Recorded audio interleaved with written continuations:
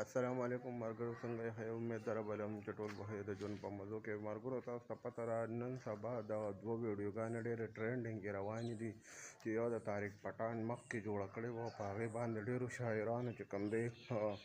هغې دغه اور واغوسته او هغه دوه تاني والا شاعران چې کوم دي هغې یې پکې سم سپک کړلو هغوی له حقیقت ښکاره کړو او بله خبره دا ده چې هغې کې یو بل دغه راپاڅېده چې بس ګانې معیار قسم دغه کوي او هغه چې کوم دی طارق پټان پسې ویډیو جوړه کړه او په هغې باندې ډېرو خلکو کوم دی خپل ویډیوګانې جوړې کړو صحیح حقیقت نه څوک نه دي خبر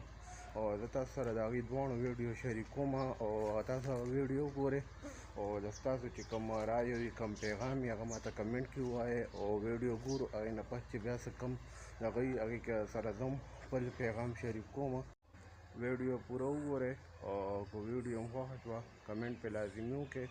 زمونږ یو ورور دی طارق پټان ریسرچز په نوم باندې دغه یو پیج دی. زه داسې یو سړی یم چې زه واضحه خبره کوم او د دلیل په بنیاد او په شیرینه لهجه. هغه یوه ویډیو جوړه کړه چې د هغې سرخط و شاعري د پښتون معاشرې زهر. نو هغه خبرې بهرحال ما ته خوند رانه کو خو مې زه کشر دی او پوهېږي به ورو ورو به زده کړه کوي نو داسې هر څوک په هغه نري چاڼ چڼول نه غواړي. دا خلک ریفاین کېږي د ارتقایي عمل نه تېرېږي او زده کړې کوي خو به هر حال او د کمال خبره پکې دا ده چې پرون یو دقه شانته کې شاعر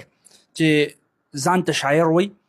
او ځان داسې ګڼي لکه چې دی د علم په دنیا کې ډېر مخکې او ډېر تیز تللی او ما ته وایي چې ته به ورو ورو خیر دی علم زده کړي او کشر یې کېدی شي په عمر کې درنه کشر یم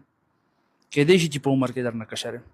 خو د علم په دنیا کې چې ته راننوتلي که نه ما پکې کلونه تېر کړي عمر پکې ما تېر کړی نه به قرآن تا دونه کتلي نه به حدیث تا دونه کتلي او ساینس او ټیکنالوجي په کوم پسې چې تا خندا وکړله چې شلکولیټلی سیسټم ته دې کال دی او ډایجسټیو سیسټم ته دې کال دی او دا سرکولیټري او دا ډایجسټیو سیسټم دا فزیکس دا اسټرانومي دا کاسمالوجي دا کیمستري دا ته زده کولی هم نشي ټیچ کول ډېره لرې خبره ده دا ته زده کولی هم نشي او دا ما چې کومه خبره وکړه که نه دا د دقه شانته کې شاعرۍ خلاف ما وکړله چې په سټیج باندې ولاړې اکثر د فیمیل سره ولاړې پرفارمنسز کې او دقه فیمیل باډي پارټس دا زلفان تور او دا ننګي دا وغیره یاد بالکل حرام دي په اسلام کې دا د دو ټکو شاعري ده د دې اړو په اسلام کې اجازت شته دی نه تاسو به پیژنئ چې زه چا خبره کوم نوم یې ځکه نه علم چې لیبرانډو دی او د لیبرانډو زه نوم نه علم قدر یې بیا هم کوم مسلمان دی دایم پکې وي چې د نري چاڼ نه خلک مه چڼوئ د نري چاڼ نه مه چڼوئ مطلب دا چې په اسلام کې هم دننه دي خپل یو قسم له موډیفیکیشنز کړي دي کوم حکم چې د قرآن دی که نه وقولو قولا سدیدا سیده خبره به کوې بیا مارګرو دا ویډیو چې تاسو دواړه وکتئ مکمل نو اوس فیصله په تاسو ته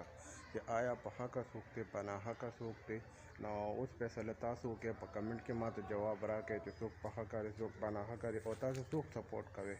مارګرو دا وایي نننۍ ویډیو کو ویډیو مو خوښي ویډیو لایک کړئ او چینل د سره سبسکرایب کړئ د ځان ډېر خیال ساتئ. صلی الله په امان.